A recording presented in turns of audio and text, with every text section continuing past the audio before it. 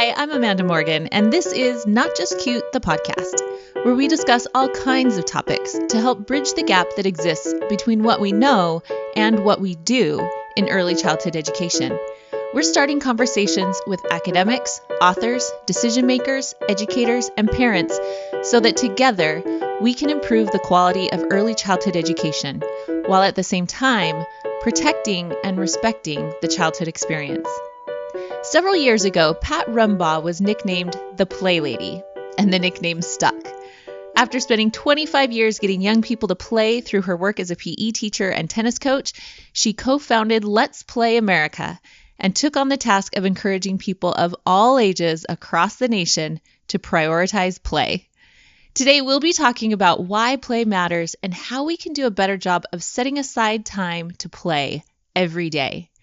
In her TEDx talk, Saving Play One Playful Step at a Time, Pat not only shared her important message, but she delivered part of it while hula hooping. Pat is clearly, playfully passionate, and she has an important message to share with you today. Before we jump in, a quick heads up that the Why We Play letters will be on sale through the end of 2020. These letters will help you jumpstart important conversations in your learning community about the importance and power of play in your early childhood setting. People don't value what they don't understand. If you want to help parents and colleagues understand the value of play, the Why We Play letters were created just for you. Learn more and grab a free sample letter at notjustcute.com/why we play. I'm so excited to have you meet the Play Lady, Pat Rumbagh. You can find show notes for this episode at notjustcute.com/podcast/episode 39. If you've been wondering how to incorporate simple changes to make play a bigger priority in your community, Pat has some great ideas and resources for you. Let's jump in. Thank you so much for joining me, Pat. I'm really excited to talk about what you do and to share that with everybody listening today. I'm so glad to be here. Thank you. Virtually, right. Everything is virtual. Well, I love to start out first with hearing people's stories and how they came to do what they do, because I think those individual journeys are always so fascinating. And I've heard some of yours and I find it tremendously fascinating. So I'd love for you to share with everybody what you do, but also how you got to this point to do what you do. Well, as a young child, I had the opportunity to play in my grandparents' garden, and at an early age, 6, 5, I was allowed to go with my siblings to the playground and play. I had a lot of freedom, and I just had it inside me that I just loved to play. I also probably was somewhat of an organizer in that anyone that went out and played, I wanted to include everyone. And so whatever we would play, we would make it work. And as time went on, by high school, I finally could play sports, being that I was, quote, a tomboy. But sports I have really enjoyed, but I would say the ultimate is playing with everyone I'm playing with is having a good time. That just feels so good. It can be a sport. Tennis is my main sport, but I love all kind. I love to play board games, cards, you name it. Tag. So all the ways to play. Yes. Well, I love that begins in childhood, and I always love that when people's stories begin all the way in childhood. That's something that you love and you felt that passion for. And now, and as you mentioned, you became very involved in sports, right? Were you a tennis coach for quite a while? Yes. Well, I was a physical education teacher and coach at the Washington International School from 1981 to 2011.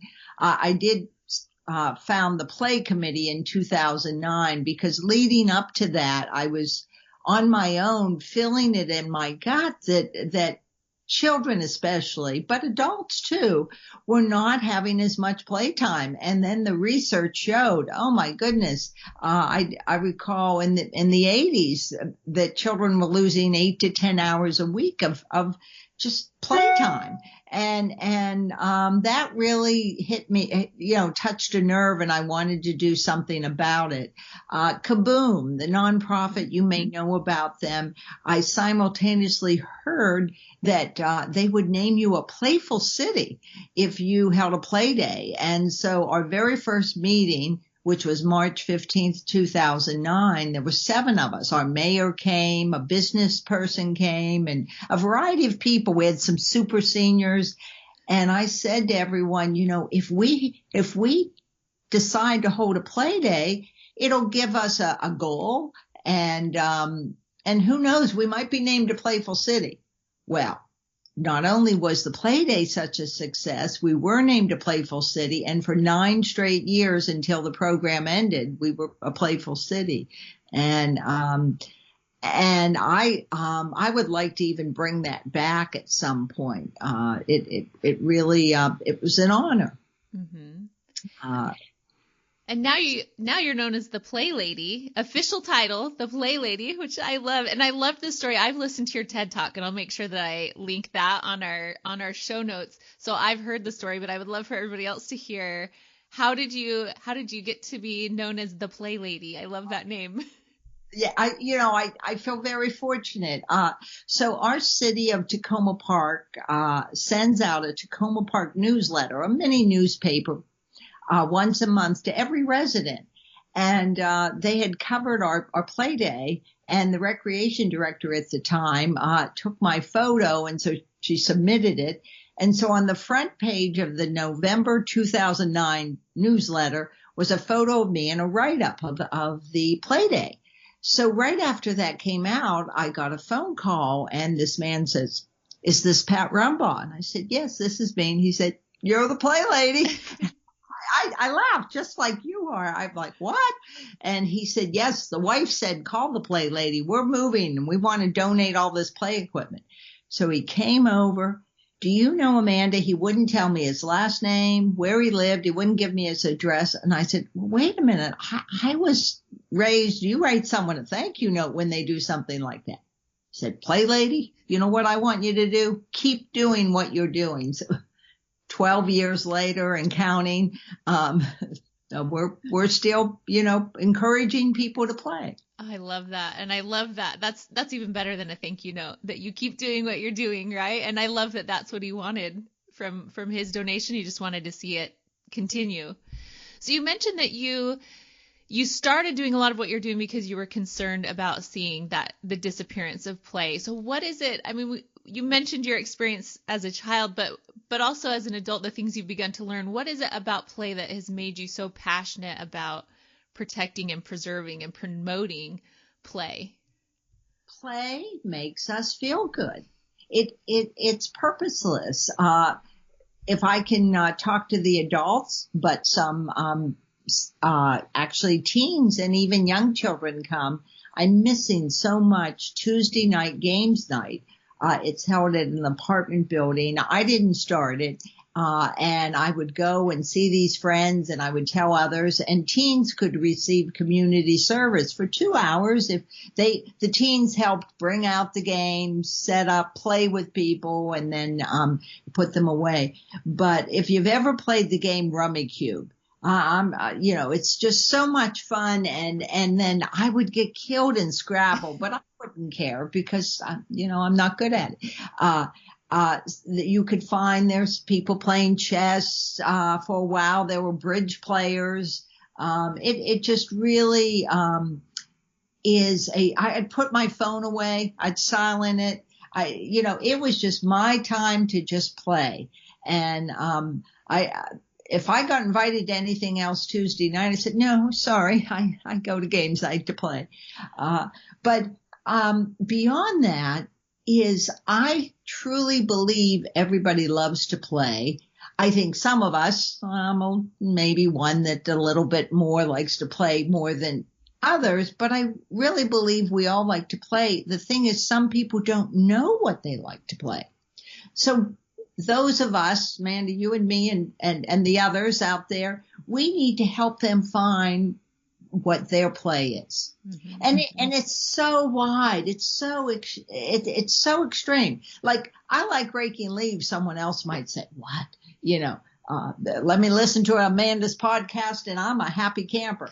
But some people reading a playful book, that just does it for them, or listening to music or dancing to music. It can be anything. Give a child a box. Give them a piece of sidewalk chalk and, they're having a great time. Right. I love that. When I work with teachers and we talk about play and the importance of play, I love to ask them, what is play for you? And we use one of Dr. Brown's definitions of play and, what is play for you? And it's always fun. I always tell on this one teacher, she said, cleaning is play for me. And I said, we need to have a play day at my house. You can come do your thing. Come play at my house. Right. But you're so right. It's so different for all of us and it's finding that and realizing it doesn't fit into that one little parameter for us or for the children that we're trying to engage in play, that just because they're not interested in this activity, that's okay. That just doesn't fit their definition of play or appeal to them that way, and to find the things that meet those needs. And I love that you used that definition that you said, it just makes us feel good. And I think there is so much academic research, so many different reasons, but simply put, it makes us happy. And I think Dr. Peter Gray talks about that oh, yeah. He could rattle off all the research with everyone, but he says, simply, and I'll paraphrase, it makes us happy and its absence makes us unhappy. And that in and of itself is one of the biggest reasons. When you think about it, you wonder, why are we not all doing this daily? And I think as adults, we feel like we're told we need to work, and we need to get this done and that done. But if we would all say, okay, this half hour, every day, and of course, sometimes if you could give yourself a 2-hour slot, and you could ask your family members, if you asked your sons, okay, each of you get to choose something that the family's going to play. And we're all going to go gung ho and go for it, and your husband, I bet there'd be 5 different things that you'd all play. It's true. And we actually have been doing that recently. We've been picking, take a different turn who's in charge. And it's funny because there are some games people pick and they're like, yeah, that sounds good. And then one of my sons made a suggestion today and everyone else just kind of looked around the table like, do we all have to do that? Because you're right. Everybody picks a different thing. Oh, yeah.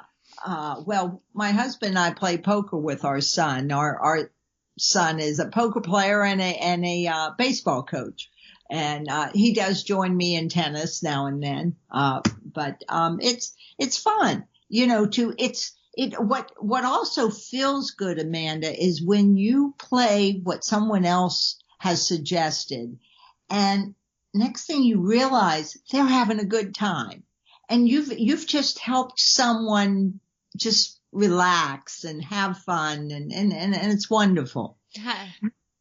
It seems so simple, and yet it's what actually is happening in this simple whatever the play is. There's just so much emotional and social connection and so much work that's going on that happens so naturally that we overlook it because of its simplicity. Yes. But really has such complex impacts. Which brings us to our play days, which are so many choices. So we organize this unorganized play. I love that. And the funny thing is you'll get these adults, they'll walk up with the kids. Okay, this is going to be fun for the kids. It's for them.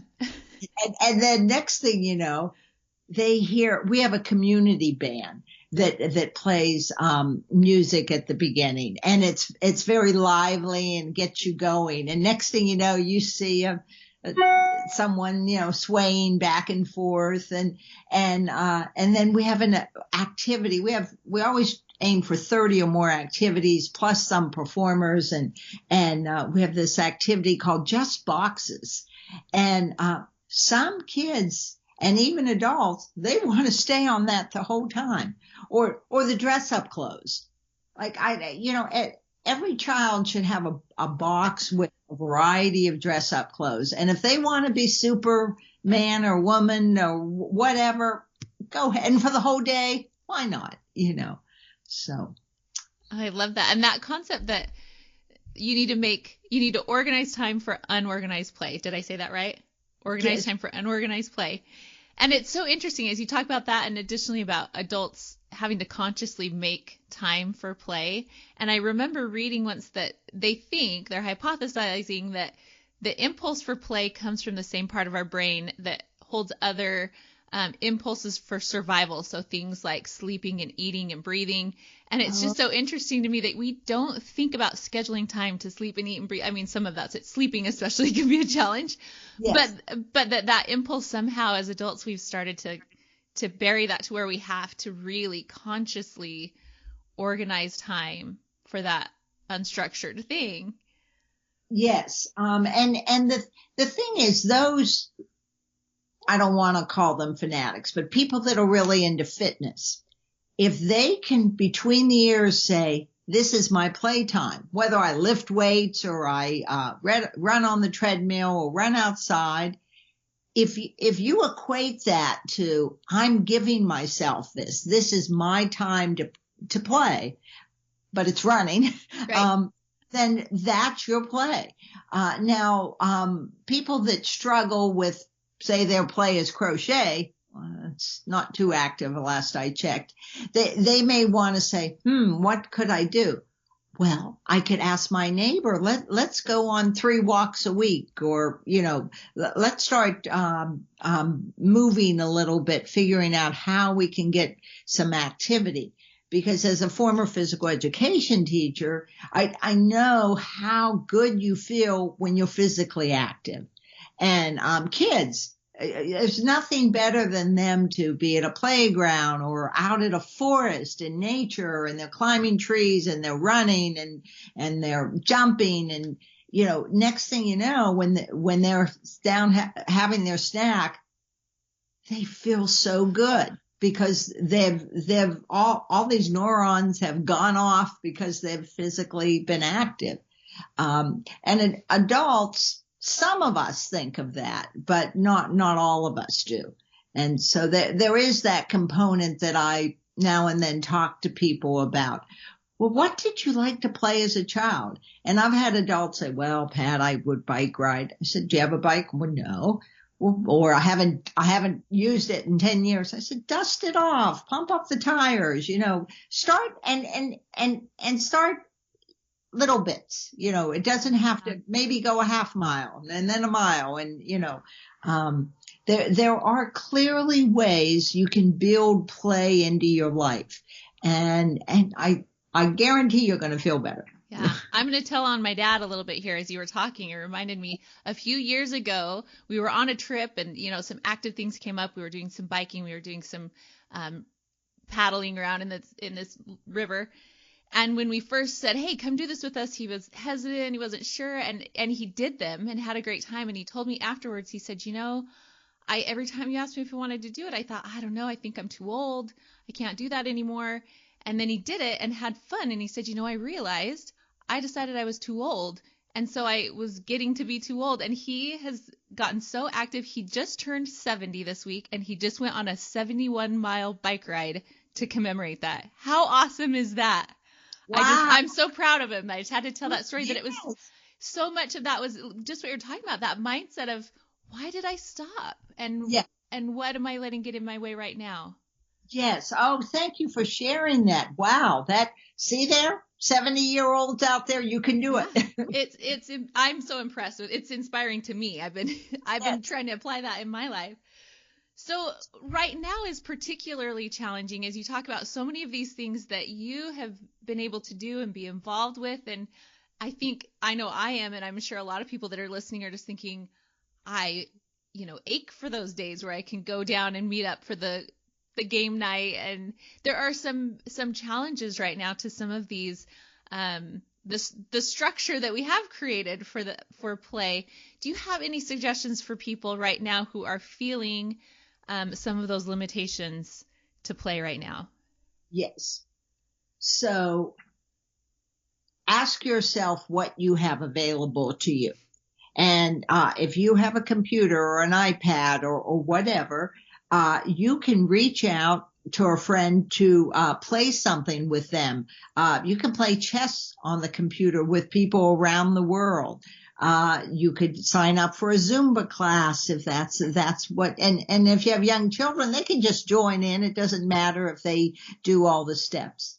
But the other thing you can do is you can go to letsplayamerica.org, to our website, and you could order our Playday handbook, because we have a list there, Amanda, of tons of activities, of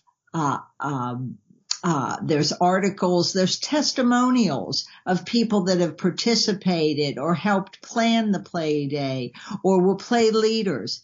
Do you know one of the most fascinating stories is our Congressman, Lead Simon says, and he's so good at it. He was a state senator when I first started this, and I happened to say, his name is Jamie Raskin. I happened to say to him, Jamie, we're holding a play day. Would you like to be involved? And it was his idea. He said, Pat, yes, I would. I'd like to lead Simon Says. I want to see him do that. It was great. And there were the little kids, and there were the adults, and there was a whole variety. There were teenagers, and everyone jumped in and had a good time. Now, sometimes he has to, okay, well, we're going to try that again, because, right. Usually under 5, at some point they might just saying, and Simon didn't say that. Okay. And they don't step out. They don't think they're out. And so, right. But virtually, we had a virtual play day in September, and we're having another one. Easy to remember, Valentine's Day, February 14th, on Eastern Standard Time. It's 1 to 5 p.m. And he's offered already. It'll be from 2 to 2:30. So what would that be at your time? Let's see. I'm over on the West Coast, so 2 to 2:30. You say? I think that goes. I think we're 3 hours different, so 11 to 11:30 on the West Coast. That's a perfect time. All across the nation can fit in there, right? Well, we're going to have comedy half hour and oldies but goodies, dancing with it, dancing and Zumba, and we're even going to have some play leaders, Amanda, lead the activity in another language. Oh, how cool! So yeah, and it's free. And the beauty of an all virtual play day is you can sign up from anywhere. So we're probably mid-January or so. It'll be up on our website when you can sign up. And the other thing we do, we've had over 12 years, easily over 1,200 teens volunteer and receive community service toward graduation. And I tell them, there's 3 things you got to do. Set up, play with people, and clean up. Now that it's virtual, we decided we're going to talk to them a little bit prior to the play day, the first half hour. Then they will play, but we're going to try to convince them, encourage them to be a little bit more spontaneous and really get into it, because I think they'll benefit, and so will others. And then they fill out a survey for us, and then they'll get 5 hours of community service that is approved by our county to go toward graduation. So you know what? If you're from California and you hear about this, or wherever, Alaska, doesn't matter. If you're one of the first 30 teens to sign up, you could get this. And if you are hearing this and you say, you know what, I want to hold a play day, and you get the handbook, but you still need a little hand holding, contact us, info@letsplayamerica.org, and we'll work something out to help you out, because I dream of every community having play days and closing streets to play and joining other events. Do you know, for 10 years, Amanda, we joined National Night Out. Have you ever heard of that event? I think I've heard of one type. I'm not sure if it's the same one. So police officers from around the country. That's the one. first Tuesday in August. And what they do is they do a cookout. So, hey, food always draws people. You can come for a free picnic. But what's even better is seeing a policeman or woman playing cornhole with someone, or jumping rope, or floor hockey. Doesn't matter. They get in there and they play, and relationships are formed, and respect and bonding, and it's just it's so heartwarming. Yeah, you're building that community. That's so important. Yes. I'm so glad we stayed involved, and our city has been really supportive. But of course, right now we're not doing public gatherings. Safety is the most important. So I want to say to folks, yes, go out and play, but think about others. Wear a mask if you're around other people. And if you're out totally alone in the woods and you're singing and dancing, well, then you don't need the mask. Do it big, right? If you've got the space, do it big. Right. Well, I love all these things you've shared, and I'll make sure that we link in the show notes. You have a handbook, and you have information about the all virtual play day, and several other resources. We'll make sure we get your website on there. If I could ask one more thing as we end, I'm curious, what is your favorite way to play right now? Oh gosh, I do get asked that. I suppose I love a really fun tennis game where we're all just going at it, and we play such great points that I'm cheering for, like, Amanda, say you just hit a beautiful shot and the placement was just perfect. I want to say across the net, way to go, Amanda, because I appreciate that. It really has been a joy to talk with you, and I love the passion and the enthusiasm that you bring for play, and it's something, as we talked before, that is just so important, and it's so fun to get together with other people who share that same passion. Hopefully we can make that contagious in a positive way for everyone, right? Yes. Yeah, good contagious. Right. Well, thank you so much, Pat. You're welcome. I look forward to hearing the podcast. Thank you. Thanks again for listening to Not Just Cute, the podcast. You can find show notes at notjustcute.com/podcast/episode 39. There you'll find links to Pat's TEDx talk and her books and guides on the Let's Play America website, along with other interesting tidbits addressed in this episode. Show notes will also share a link to the Why We Play letters, so you can check those out and download the free sample letter. I'm Amanda Morgan. You can read more on my blog and sign up for the Not Just Cute newsletter at notjustcute.com. And follow me on Facebook. That's facebook.com/notjustcute. I'm also freshly on Instagram, where I have some fun things planned for the new year, so follow me there at Amanda_notjustcute. Thanks for listening today, and as always, thank you for standing up for children and for childhood.